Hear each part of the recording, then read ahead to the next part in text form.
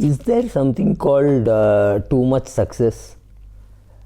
Well, I'll try to draw a parallel from running because that is one thing which I can relate to.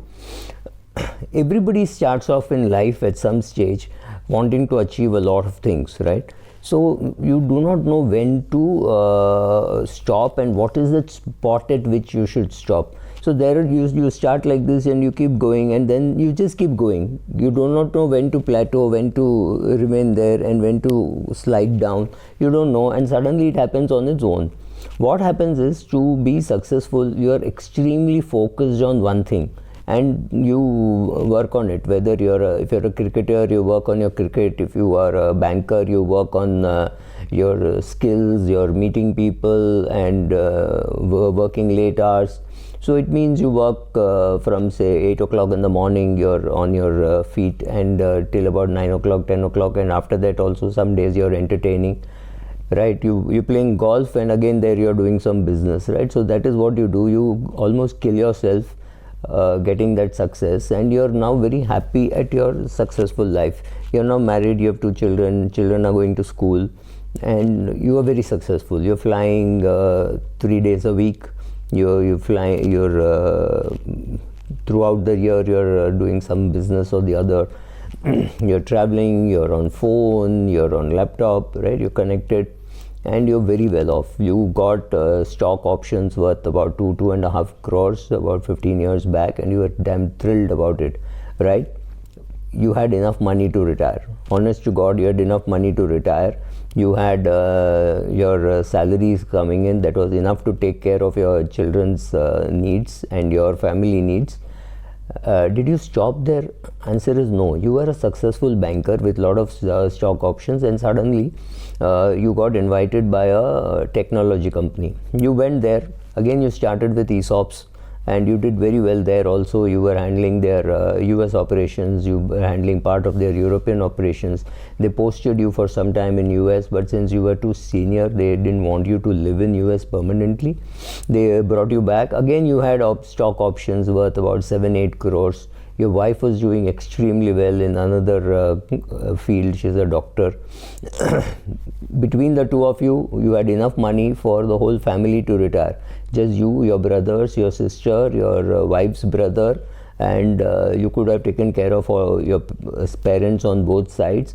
Your children could have got educated, and you had enough money for everything. Did you stop then?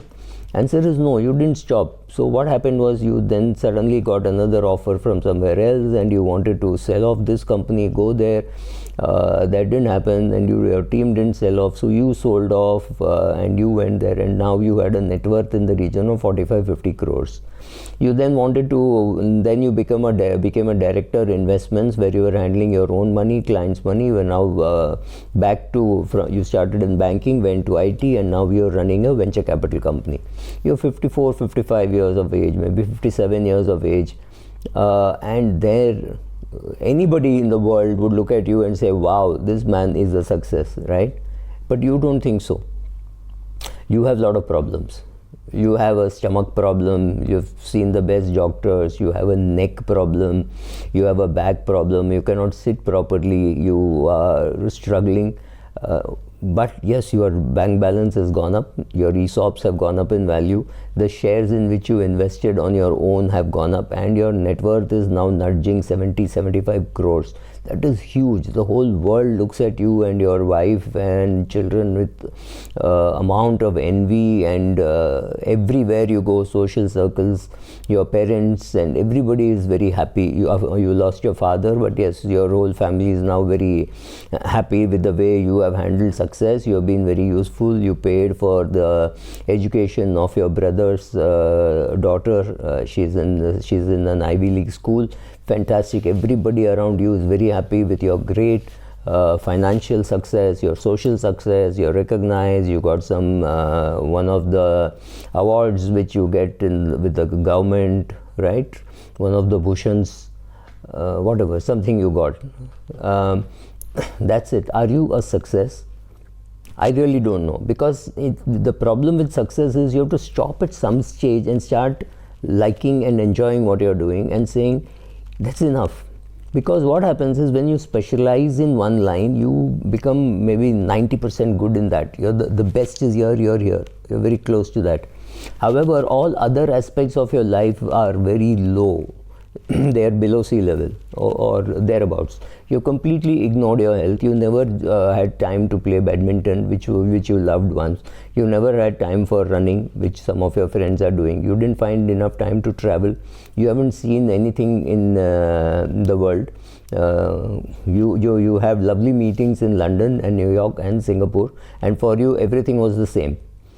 You took a flight, you went to the hotel, you slept, you showered, you went for a meeting, you came back. So to you, the difference between New York and London is only the timing, nothing else, right? You have not seen anything else around. You have not really gone there for sightseeing, right? You've gone for business. So you did your business, finished your deal, signed, and you came back. Fantastic. But other aspects of your life suffered. Your children have grown up and they hardly know you.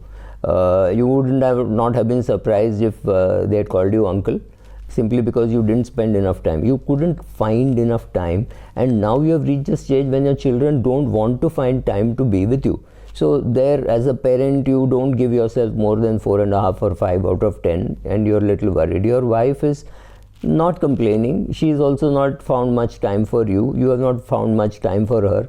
But you both find it very convenient to be in the marriage. So you are in the marriage. Both of you are happy at the net worth. You bought a second home, and you bought a third home. Then you said, oh, each kid we have to give one house in the metro. So you bought another 2 homes in the metro, and your equity portfolio has done well. Life looks great, but both of you somewhere know that you have neglected your health, you have neglected some of your social connections, etc. And that is where you are. So what happens is, let me give you a good example from running. Let us say you're 45 years of age or 40 years of age, and you have never done any sport-like activity at all. So you suddenly take to running, and first day you are just walking, running, and suddenly you realize slowly from the couch you have gone to 5 kilometers. In fact, there is a book called Couch to 5K, where you've made small progress, but you have achieved that. You've done that well. Then slowly you feel you're running with others who have run the half marathon and the 10 kilometers, and somebody who has run the Comrades, and you whisper when there is a friend of yours called Sanjay who comes and who runs 240 kilometer races. You just look at him and say, wow, this man must be mad, or you're in awe of him and say, I must also do it one day. Right? So 0 to 5 you moved very well within, say, 15 months or even less than that, 12 months. And then in 20 months or in 15 months you moved to running a 10K reasonably comfortably. You can run 10K now 3 times, 4 times a week without any problem, and you have done that. Now you suddenly find somebody who is running faster than you, and you run with him. And you realize that you have pulled some muscle or something, and you have a major leg problem, right? So what happens is, you are not a runner, you become a runner, you hit that nice range when you can do 10 kilometers at a stretch in about 70 minutes, right? You're happy doing that. But suddenly you get into a group which is a running group, and everybody puts pressure and says, oh, you are so young, you're so fit, you're just 40 years old, look at me, I'm 50 years of age, so you can do better. And there in that quest you join the club and you start running, and you start running with people who are slightly faster, very fast, etc., and you got an injury. So what has happened, you realize that you had hit your sweet spot, and instead of stabilizing there and enjoying the run, you started doing something which was not perhaps necessary for you as a recreational runner. Ultimately, remember that you are a recreational runner, right? So you started pushing and you're hurting, and today you have an injury which the doctor says will take you about 2 years to heal. Not worth it. So understand, when you hit your sweet spot, decide what to do. You can continue this, or God may decide something like this could happen. Find your sweet spot, stop, enjoy, Make sure that you're a good parent, you exercise properly, you have good social skills, you've decided where to live in and in retirement, right? Do all those things. Be a balanced person.